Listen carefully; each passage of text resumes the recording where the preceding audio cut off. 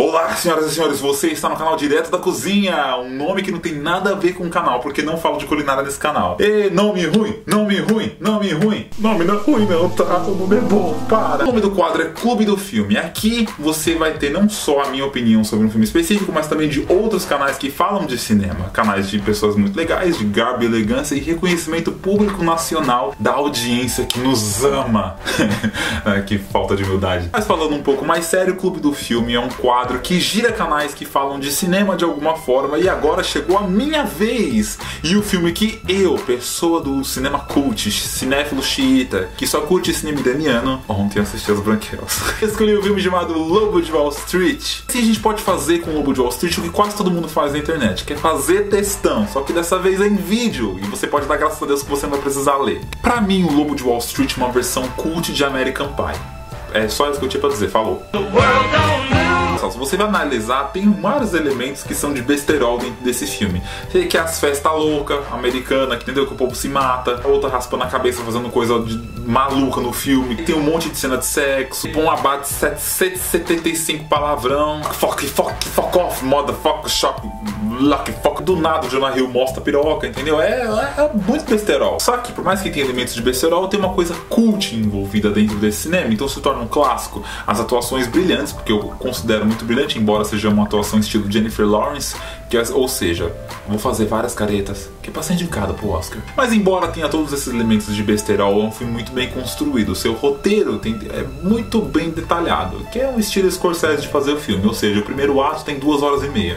E aí ele resolve as outras coisas em 40 minutos, aí depois tem mais 20 minutos que é pra colocar o final pra falar das conclusões que aconteceram do filme todo. Dá pra não destacar as atuações de Margot Robbie, e embora seja baseado numa história real, eu adoro a maneira louca que o Scorsese guia aquele personagem pra mostrar pra você assim: você pode se dar mal na vida inteira, se você for rico, você vai se dar bem no final, fica tranquilinho. E por mais que o Scorsese tenha a mania de fazer filmes com mais de 3 horas, pra mim essa é a direção mais dinâmica dele. Todos os filmes que o Scorsese já fez, esse é o meu favorito. Dinâmico, tem um bom senso de humor, um tom exato de sarcasmo, os personagens são extremamente bem construídos, é um filme legal e funciona muito bem pra mim. O Lobo de Wall Street, o que falar desse filme que pode ser impecável para tantas pessoas? Eu realmente amei esse filme, é um dos melhores filmes do Scorsese, tentando achar pelo em ovo, porque é um filme muito bom realmente. Eu vou falar uma coisa aqui que eu acho que eu vou até contrariar os meus colegas, que eu vou criticar uma coisinha na edição. Embora, como eu já falei antes, é achar pelo em ovo. Primeiro, enaltecendo a edição, porque realmente é sensacional. É um filme de 3 horas de duração, onde você não fica cansado assistindo. Tem um esforço muito grande lá em sempre deixar o filme dinâmico, seja quebrando a quarta parede, seja com cortes muito rápidos, onde a gente vai e volta.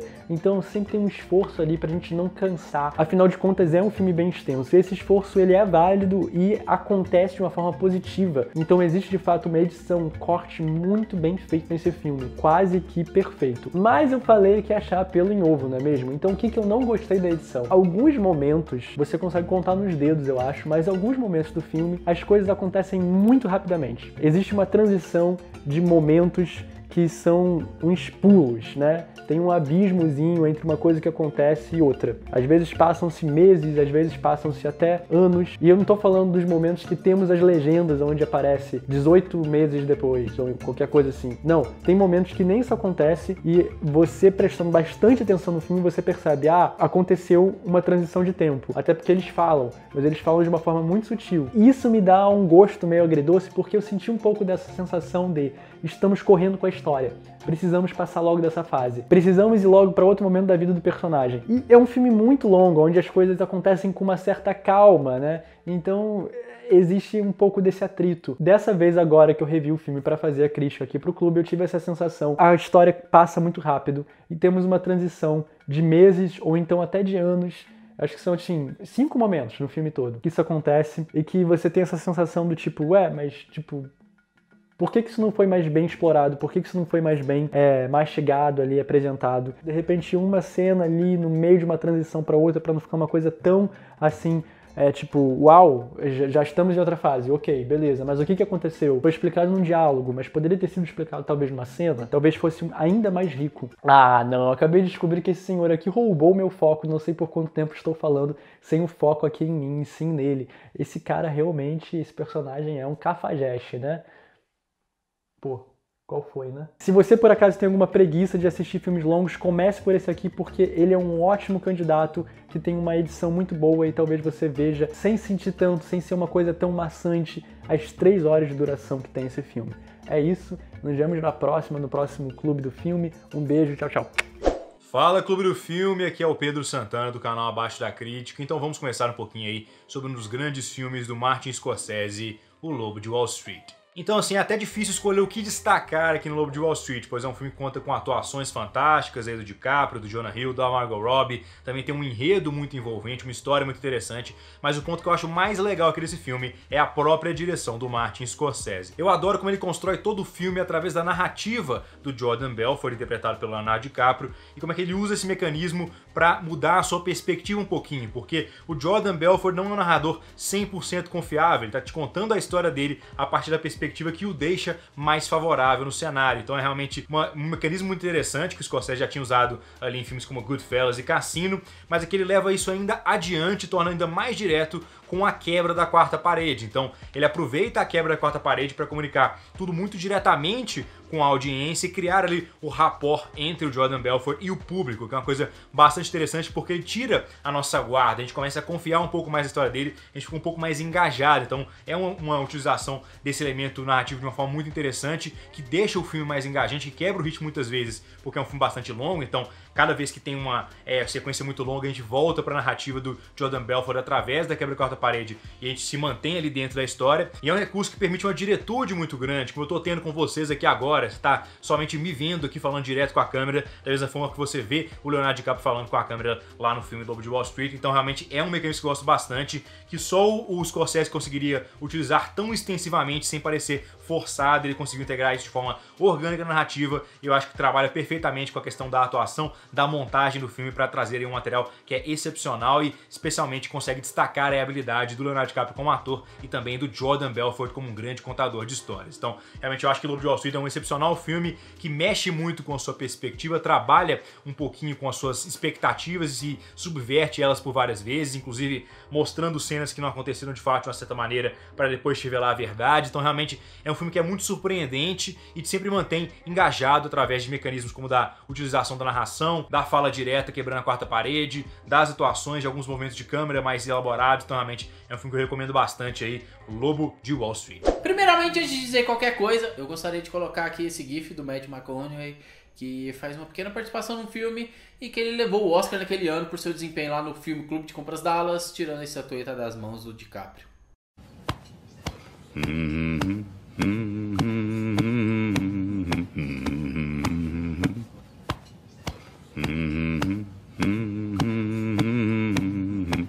Brincadeiras à parte, por mais que o Matthew McConaughey possa ter merecido o Oscar naquele ano, todo mundo acreditava que o Leonardo DiCaprio ia levar, cara. A entrega dele pra esse papel é algo pra poucos. O cara tá irreconhecível, velho. Eu já vi, acho que mais de 80% dos filmes que ele protagonizou, então teve um papel importante. E poucas vezes eu vi ele tão imerso, assim, num papel como o de Jordan Belfort. Talvez seja ali pelas nuances, né, do personagem, que tinha boa parte ali de sua vida como algo desejado por muitos, ou também pelo fato da super competente direção de Martin Scorsese, ou talvez a soma das duas coisas, né, vai saber. O que de fato se destaca nesse filme é que o DiCaprio tá excelente, indo de um extremo a outro em seu personagem, e não é só ele que tá bem aqui não, viu? O Jonah Hill, que tinha demonstrado ali um pouquinho do seu talento no Homem que Mudou o Jogo, aqui também teve a oportunidade de mostrar um pouco mais do que ele geralmente apresenta ali nas comédias que ele costuma estar envolvido. O filme é cheio de momentos muito interessantes, como a sequência em que o DiCaprio tá drogado ali e tem de dirigir a sua Ferrari para voltar para sua casa com urgência. Mas para mim, uma das mais interessantes da história toda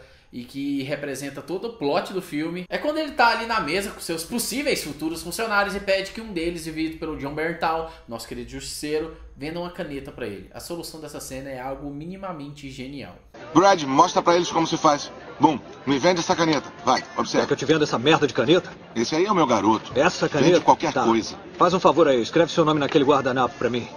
Eu não tenho uma caneta. É isso aí, oferta e demanda, amigão. Viu o que eu falei? Ele tá criando a necessidade. Vocês têm que fazer eles quererem comprar as ações, tem que convencê-los. Outro ponto que vale ressaltar nessa obra são os enquadramentos. E o Scorsese aqui ele consegue nos apresentar tudo que ele conseguiu desenvolver, né, ao longo de sua carreira, não só com ângulos perfeitos, mas também ali com uma montagem e um movimento de câmera super competente que acaba facilitando que as praticamente 3 horas do filme ali não sejam tão maçantes como elas poderiam ser. E como se isso não bastasse, né, como se isso não fosse o bastante, os momentos em que a quarta parede é quebrada também são sempre sensacionais e de alguma maneira você não se sente fora do filme. O Scorsese aqui ele consegue fazer isso de uma maneira que faz com que você se sinta ainda mais imerso na história, cara. É um artifício usado com competência dessa maneira para poucos. E apesar de se tratar de uma cinebiografia, O Lobo de Wall Street para mim é uma das melhores comédias adultas que a gente já teve ali no cinema nos últimos anos e que vale muito a pena você assistir caso ainda não tenham visto, viu? Então fica aqui essa diquinha de amigo para vocês.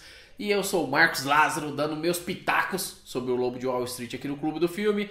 E a gente se vê no próximo vídeo, galera. O Lobo de Wall Street, na minha opinião, é o filme mais ousado, até mais radical da carreira do Martin Scorsese. Carreira essa invejável, né? Porque o cara tem 40, 50 anos como diretor, já produziu clássicos aí memoráveis, mas eu diria com facilidade até que O Lobo de Wall Street é o melhor filme dele aí dos últimos 10, 15 anos, pelo menos. Esse filme, ele equilibra de forma quase majestosa o drama e a comédia. Se bem que eu acho que a comédia às vezes pesa um pouco mais de forma positiva, claro, mas ele equilibra muito bem esses dois fatores. E é uma história biográfica do Jordan Belfort, lá de Wall Street, da Bolsa de Valores, e você vê desde o início da carreira desse cara, desde quando ele não tinha experiência nenhuma, mas desde muito cedo você já percebe naquele personagem que ele é um cara muito ambicioso e que ele tem uns diferenciais.